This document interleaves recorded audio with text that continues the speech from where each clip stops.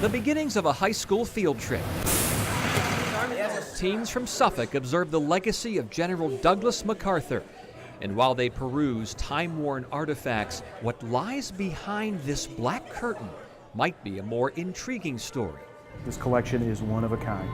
And at its center, Japanese General Tomoyuki Yamashita, convicted of war crimes during World War II in the Philippines, who met his end at the gallows.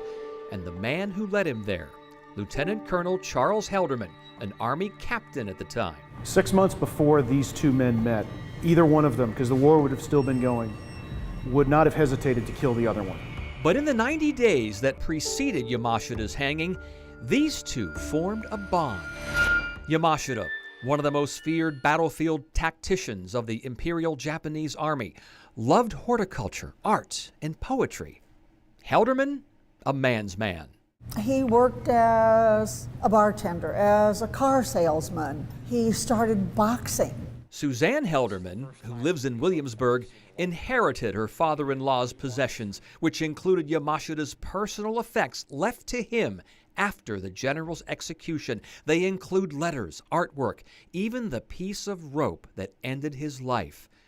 But how did a patriotic American Army officer befriend an enemy general of the Japanese Empire? My father-in-law personally felt that the general was, I hate to say railroaded, but that was the term he used when he spoke to me. There was no evidence Yamashita knew of the acts responsible for the deaths of millions, but he was convicted, and General MacArthur himself signed the death warrant. Helderman guarded Yamashita as he awaited execution. He related to my father-in-law on their many walks around the compound where the general was incarcerated. They are able to find common ground. They're able to meet on some level of common humanity and develop a respect and possibly even an affection. For Captain Helderman, one last show of respect.